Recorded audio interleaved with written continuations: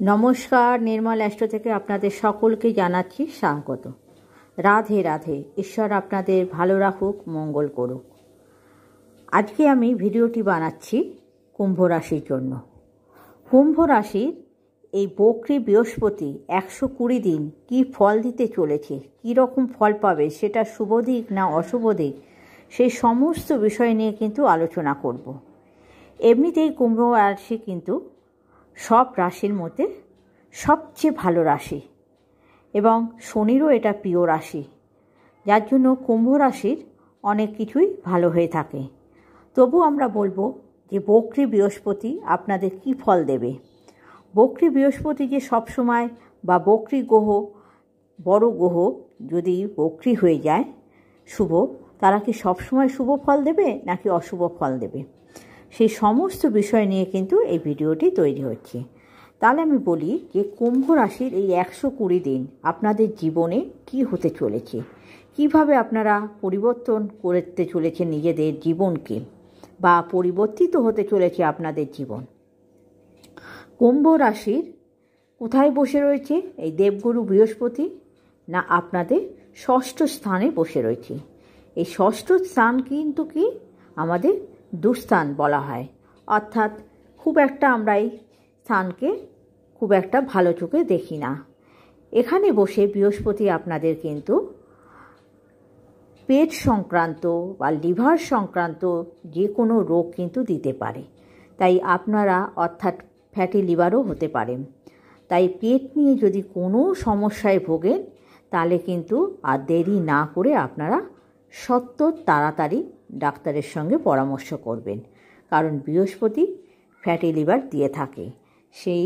সে বসে রয়েছে আপনার রোগগ্রস্ত ঘরে, অর্থাৎ কিনা আপনার কর্কট রাশিতে, এবং সেই ঘরটি হলো আপনার ষষ্ঠ রাশি।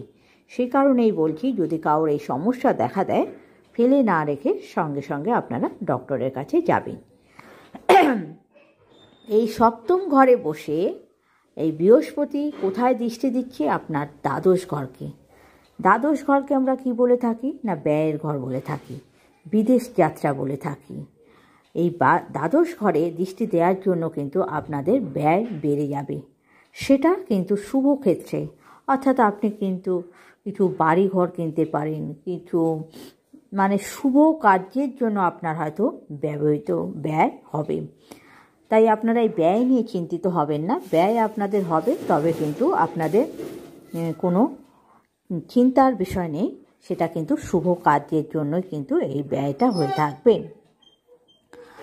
এছাড়া আপনারা যারা বিদেশে যেতে চাইছেন তাদেরও কিন্তু বিদেশ যাওয়ার যোগাযোগ দেবে এই বক্রী বৃহস্পতি। বৃহস্পতি আপনাকে কিন্তু সেই যোগাযোগ, সেই জিনিসটা এনে দেবে। যারা এতদিন ধরে চিন্তা করছিলেন বিদেশ যাবেন, বিদেশে গিয়ে পড়াশোনা করবেন, তাদের কিন্তু সুযোগ এসেছে। এই সুযোগটাকে আপনারা কিন্তু এই কাজে লাগান এবং আপনাদের বিদেশ যাত্রার জন্য তৈরি হন।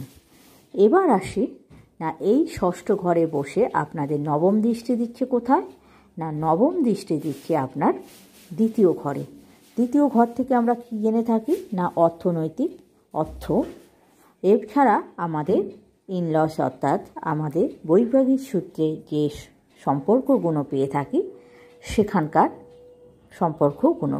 এছাড়া আমাদের কথাবার্তা, অর্থাৎ বৃহস্পতি এই দ্বিতীয় ঘরে বসার ধরুন আপনার মধ্যে যে কথাবার্তা, যে পরিবর্তন আসবে, যে কাজের গ্রোথ আসবে, সেটা আপনি নিজেই বুঝতে পারবেন।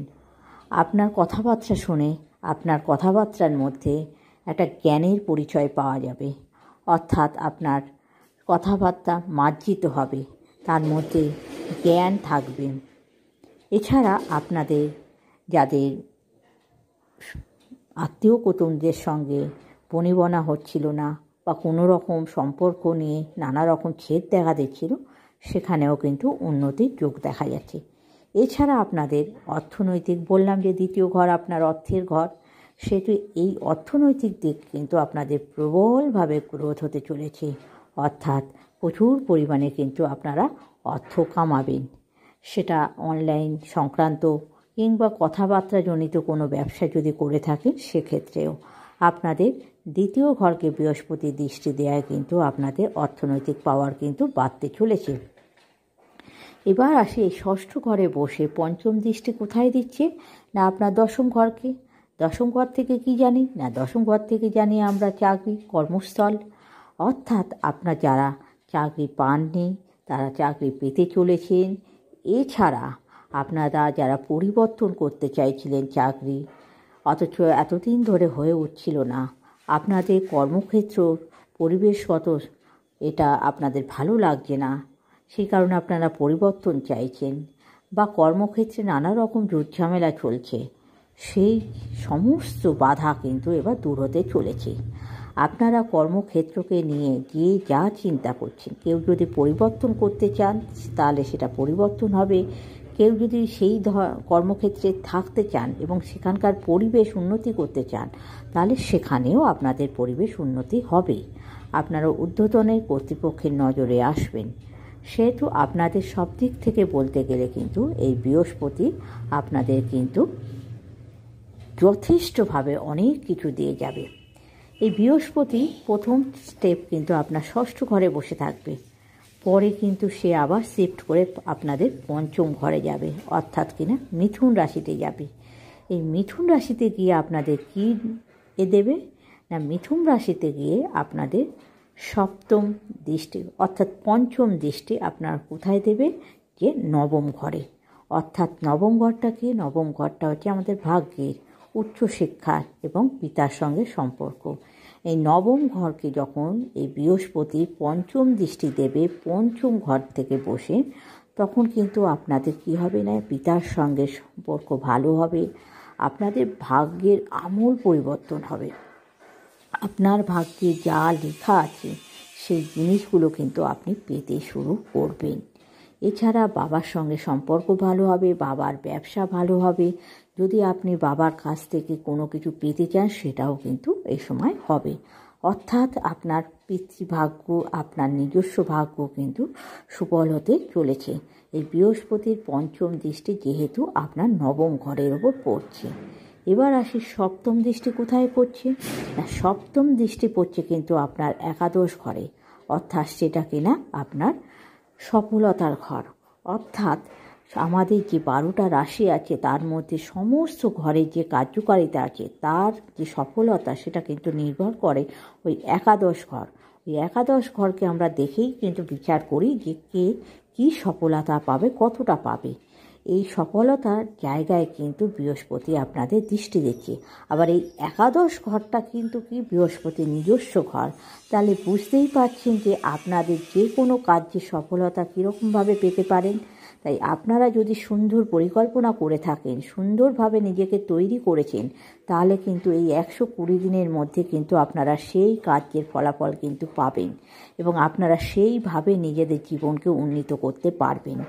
কারণ বৃহস্পতি আপনাদের সরাসরি নিজের ঘর অর্থাৎ একাদশ ঘর এর দিকে তাকাচ্ছে, অর্থাৎ সপ্তম দৃষ্টি কিন্তু আপনাদের পড়ছে ওই একাদশ ঘরের দিকে, যেটা কিনা বৃহস্পতির নিজস্ব ঘর। সেজন্য আপনারা তৈরি হয়ে যান। যারা এতদিন কঠোর পরিশ্রম করেছেন, কঠোরভাবে চিন্তাভাবনা করেছেন, কঠোরভাবে এগিয়ে গেছেন, পরিকল্পনা করেছেন, তাদের কিন্তু সুফল পাওয়ার সময় এসে গেছে। এই 120 দিনের মধ্যে কিন্তু আপনাদের জীবনের আমূল পরিবর্তন হবে, আপনারা সেটা কিন্তু শুভ দিক দিয়েই দেখতে পাবেন। এছাড়া আসি আমরা কি না, ওই পঞ্চম ঘরে বসে আপনাদের নবম দৃষ্টি কোথায় দেবে না, নবম দৃষ্টি দেবে লগ্নে, অর্থাৎ আপনার নিজস্ব দেহের ওপর। লগ্ন মানে আপনি নিজেই, আপনি এতদিন যা কাজকর্ম করেছেন, আপনি যদি শরীর স্বাস্থ্য নিয়ে ভুগতে থাকেন বা আপনার উপরে যে কোনো বাধা আপনার যদি কুড়েমি এসেছে বা লেথার্জিটিক এসেছে, তাহলে আপনাদের মধ্যে সেই কোনো কাটতে চলেছে। আপনার মধ্যে সেই স্ট্রেংথ আপনি ফিরে পাবেন, সেই শক্তি মনোবল আপনার মধ্যে দেখা যাবে। আপনারা সমস্ত কাজে বাধা আপনারা এগিয়ে যাবেন। অর্থাৎ কিনা আপনার লগ্নের ওপর নবম দৃষ্টি দিচ্ছে এই বৃহস্পতি আপনার পঞ্চম ঘর থেকে বসে। তাহলে বোঝা গেল যে আপনাদের পারিপার্শ্বিক এই 120 দিন আপনাদের কি হতে চলেছে। অর্থাৎ আপনারা যদি সঠিকভাবে সঠিক দিকে যদি নিজেদেরকে এগিয়ে নিয়ে যেতে চান এবং এগিয়ে নেওয়ার জন্য পরিকল্পনা যদি আগে থেকেই করে থাকেন, সুষ্ঠু পরিকল্পনা যদি আপনার থাকে, তাহলে কিন্তু আপনার ফল পেতে আর দেরি নেই। আপনারা এই 120 দিনের মধ্যে সেই সমস্ত ফল কিন্তু আপনারা পেতে চলেছেন। তাই আপনাদের ভাগ্য, আপনাদের জীবন যাতে সুফল হয় এই কামনা নিয়ে আমি ভিডিওটি শেষ করছি। যদি আমার এই ভিডিওটি আপনাদের ভালো লাগে তাহলে একটা লাইক করবেন, আর যদি কিছু বলার থাকে তাহলে একটা সাবস্ক্রাইব কমেন্ট করে জানাবেন, আর যদি মনে হয় যে সাবস্ক্রাইব করবেন তাহলে একটা সাবস্ক্রাইব করে দেবেন। নমস্কার।